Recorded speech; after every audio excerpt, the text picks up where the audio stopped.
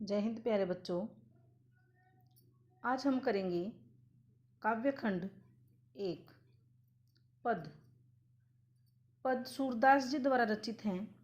इसमें कवि सूरदास जी ने गोपियों के बारे में वर्णन किया है कि जब कृष्ण गोकुल में रहते थे तो वो किस प्रकार गोपियों से स्नेह करते थे और सारी गोपियाँ किस प्रकार श्री कृष्ण के प्यार में लिप्त थीं। उसके बाद जब श्री कृष्ण गोपियों को छोड़कर मथुरा आ गए थे, यानी उस स्थान को छोड़ आए थे, तो गोपियाँ बार बार श्री कृष्ण के पास अपना संदेश भेज रही हैं, क्योंकि वो श्री कृष्ण से दूर रहकर जी नहीं रही हैं। उनके लिए जीवन यापन करना मुश्किल हो रहा है और वे उद्धव के माध्यम से बार बार श्री कृष्ण के पास अपना संदेश भेज रही हैं। उद्धो तुम हो अति बड़भागी। हे उद्धव, तुम हो अति बड़भागी मतलब भाग्यवान। तुम तो बहुत भाग्यवान हो। अप्रस रहत सन्हे तगाते, नाहिन मन अनुरागी। अप्रस अलिप्त रहे हो, स्नेह तगा, तगा मतलब धागा, स्नेह प्यार रूपी। तुम तो प्रेम रूपी धागे से अलिप्त हो, मतलब प्रेम रूपी धागे से तुम बंधे हुए नहीं हो। ना हिन मन अनुरागी, अनुरागी प्रेम में, मन न नहीं, और न ही तुम्हारा मन किसी के प्रेम में लगा है। गोपियाँ जब उद्धव उनके पास संदेश लेकर आया है श्री कृष्ण का कि गोपियों तुम श्री कृष्ण को भूल जाओ, उसके निर्गुण रूप की उपासना करो, उसके सगुण रूप को भूल जाओ, मन से तुम श्री कृष्ण को याद कर सकती हो। तो यह संदेश सुनकर गोपियाँ उद्धव को कहती हैं, हे उद्धव, तुम तो बहुत भाग्यशाली हो। तुम प्रेम रूपी धागे से बंधे हुए नहीं हो, न ही तुम्हारा मन प्रेम में लगा है, न ही तुमने किसी से प्रेम किया है। पुरइनी पात रहत जल भीतर, तारस देह न दागी।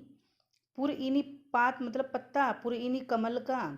जिस प्रकार कमल का पत्ता रहत रहता है जल भीतर, जल के भीतर, जिस प्रकार कमल का पत्ता जल के भीतर रहता है, ता रस देह न दागी, उसके शरीर पर, देह मतलब शरीर, दागी दाग न नहीं, फिर भी उसके शरीर पर कोई दाग नहीं लगता है। ज्यों जल माह तेल की गागरी, गागरी मटकी, माह अंदर, तेल लगी मटकी, गागरी मटकी। जिस प्रकार तेल से लगी हुई मटकी को जल में डुबो देते हैं, बूंद न ताको लागी, ताको उस पर लागी, लगना, उस पर कोई भी बूंद नहीं लगती। मतलब कमल का पत्ता जल के भीतर रहता है फिर भी उस पर कोई दाग नहीं लगता है, और तेल लगी मटकी को यदि जल में डुबो देते हैं फिर भी उस पर पानी की कोई बूंद नहीं ठहरती है। तो गोपियाँ इन दो उदाहरणों के माध्यम से उद्धव को कहती हैं, तुम्हारी दशा तो इन कमल के पत्तों और इस तेल लगी मटकी के समान है, जो श्री कृष्ण के इतना पास रहते हुए भी उनके प्रेम का प्रभाव तुम्हारे ऊपर नहीं पड़ा है। प्रीति नदी में पाँव न बोरियो, दृष्टि ने रूप परागी। प्रीति नदी प्रेम रूपी नदी, नदी को क्या, प्रेम को क्या माना है, नदी। पाँव न बोरियो, बोरियो डालना, डुबोना, तुमने तो प्रेम रूपी नदी में पाँव ही नहीं डुबोया है, अर्थात तुमने कभी किसी से प्रेम नहीं किया है। दृष्टि ने रूप परागी, और न ही तुम किसी के रूप सौंदर्य पर मोहित हुए हो।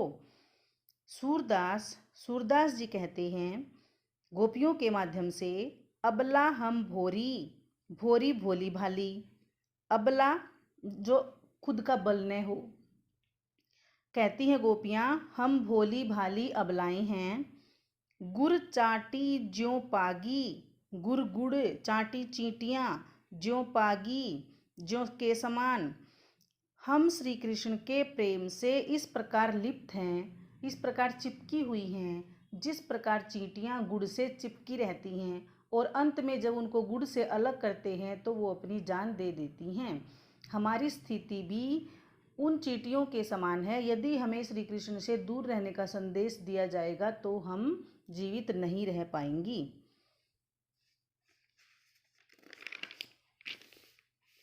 दूसरा, अब गोपियां मन की मन ही मांझ रही। अब गोपियां उद्धव का संदेश सुनकर क्या कहती हैं कि हमारे मन में तो बहुत सारी बातें थी, हमने श्री कृष्ण से इतने दिन प्रेम किया, हमारे मन में पता नहीं कितनी बातें थी, हम ये चाहती थी कि कब श्री कृष्ण आएंगे और हम अपने मन की बातें उनको बताएंगे, परंतु आपने यह संदेश सुनाकर हमारे मन की बातें भी अब हमारे मन में ही रह गई हैं। तो कहती हैं दूसरे में, मन की मन ही मांझ रही, हमारे मन की बात मांझ रही में, हमारे मन की बात हमारे मन में ही रह गई हैं। कहिए जाई, कहिए जाई कौन पे उधो, हे उधो कहो, कहिए जाई किसको कहें, ना ही परत कही, परत दूसरों को कही कही जाती, ना ही नहीं। हे उद्धव, अपने प्रेम भरी बातें दूसरों को नहीं कही जा सकती। अब बताओ हम अपने प्रेम भरी बातें किसको बताएं। हमारे मन में जो प्रेम की बातें चल रही थी, जो हम श्री कृष्ण को बताना चाहती थी, अब वो बताओ हम वो किसको बताएं। अवधि आधार आस आवन की, तन मन बिथा सही। श्री कृष्ण के आने की अवधि मतलब समय, अंतराल, आधार आधार, आस आशा, आवन आने की। श्री कृष्ण के आने की जो आशा हमारे मन में बनी हुई थी वह भी अब टूट गई है, समाप्त हो गई है। तन मन बिथा सही, और उसी अग्नि में हमारा तन मन भी दुखी है।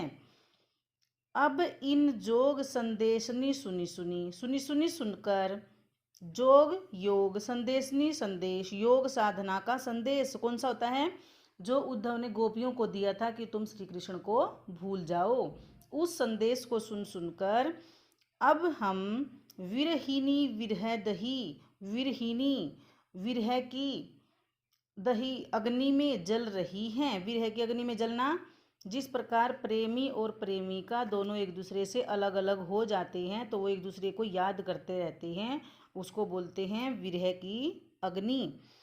तो अब इन योग साधना के संदेश को सुन सुनकर हम विरह की अग्नि में जल रही हैं। चाहती हूती गुहारी जितही ते, चाहती चाहना, गुहारी पुकार लगाना, जित ही जहाँ से, उत्ते वहीं से, धार धारा बही बहती है। जहाँ से भी हम श्री कृष्ण को पुकारना चाहती हैं वहीं से हमें योग साधना का संदेश सुनाई देता है। मतलब हम कहाँ जाकर, किस स्थान पर जाकर अब श्री कृष्ण को पुकारें।